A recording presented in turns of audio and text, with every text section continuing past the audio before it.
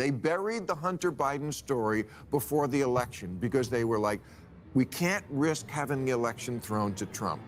We'll tell them after the election. And we know for a fact that that's what they did? Of course, you don't follow but this. saying you know for a fact that that's what they did? I don't know what they did. I know, because you only watch MSNBC. No, that's not true. Hey everyone, welcome back. I wanted to give you some unedited takes on Bill Maher's show last night, where he just totally eviscerates Rob Reiner. And if you're not familiar with who Rob Reiner is, he is one of the original anti-Trumpers, and he's not just an anti-Trumper, he is maniacally anti-Trump. They were talking about Hunter Biden's laptop, which was a story, and now all the mainstream press has finally admitted it was a real story. It was a real laptop with, now look, let's not pussyfoot around this. He was selling the influence of his father, Joe Biden. I mean, most political sons do. Well, let's not pretend that at least wasn't going on. I mean, some guy from China gave him after a dinner an $80,000 diamond after dinner, as one does. Yeah. Right. Rob Reiner's already starting to feel a little embarrassed. If you're Naomi Campbell, but it doesn't usually happen. Okay. So Hunter Biden's laptop was buried by the press. Even the head of Twitter, Jack Dorsey, said that was a mistake.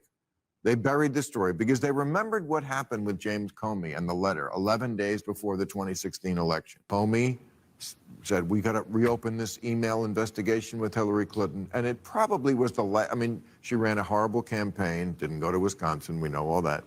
But this was probably the last thing that sunk her. Well, I got to jump in here again, because here's the thing. Hillary Clinton got let off. She paid no price. That Comey came out and said that, oh, she didn't know that she couldn't do that. So Sam Harris says it was appropriate for Twitter and the heads of big tech and the heads of journalistic organizations to feel that they were in the presence of something that is a once-in-a-lifetime moral emergency. It's a little bit of a thorny question, because once you go down this road, this is sort of where we are in this country.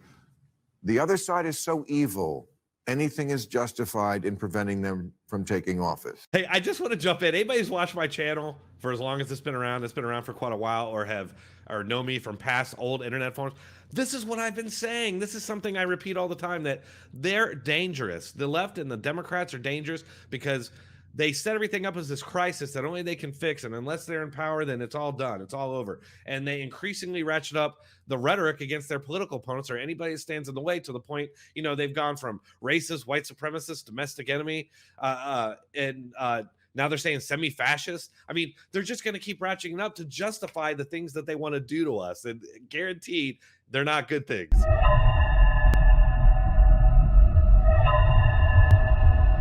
No. You know what's not justified? Using armed violence to try to kill people in the Capitol. That's not justified. Answer this. Oh my God, no, everyone's applauding. There was no armed violence. And as far as I know, nobody tried to kill anybody in the Capitol. And, you know, this is one of those myths that hacks like this repeat endlessly as a sort of Reichstag fire kind of moment. And, you know, it's just like everything else. They're doing it to justify the things that they've always wanted to do to us. No. You know what's not justified? Using armed violence to try to kill people in the Capitol. That's not justified. Answer this question. Huh? Answer this question. What is was the it question? appropriate? Question is, was it appropriate to bury the Hunter Biden? You're talking about the press doing that? He's saying that's what they did, and that is what they did. They buried the Hunter Biden story before the election because they were like, we can't risk having the election thrown to Trump. We'll tell them after the election. And we know for a fact that that's what they did? Of course. You don't but follow I'm this. saying you know for a fact that that's what they did. I don't know what they did. I know, because you only watch MSNBC. No, that's not true. That's not true. Well, then you would know about this. I do know about that. Well, you're acting like you don't. I do know about that, and I do watch Fox. But the point is, I do know about that, and I do watch Fox. So he does know about. He's been pushing back against Bill Maher on this the whole time, until Bill Maher is like, wait a minute, what are you talking about? There's all this news out there. We're going to prove now that the press tried to. They're admitting it. The press is admitting it. Yes, that's not even an issue anymore.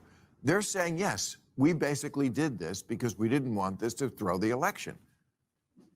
Yep. Yes. I don't know that they've all said this, and I believe Well, the strongly New York in the Times First definitely Amendment. didn't. My dad was a reporter. I believe in it. Oh. Oh, well, Amy Klobuchar's excuses here so far are not everyone in the media has said this. Oh, okay.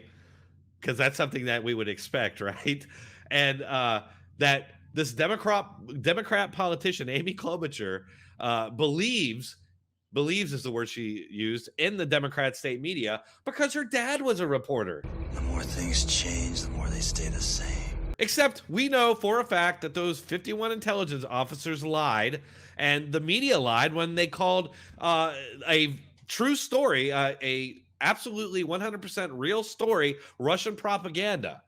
Amy Klobuchar, your beliefs are worthless. They're baseless. And I think you have to make sure that you're treating people fairly. But I think Rob's point here is that we are dealing with a man who used to be the president right now, who literally tried to lead an armed insurrection.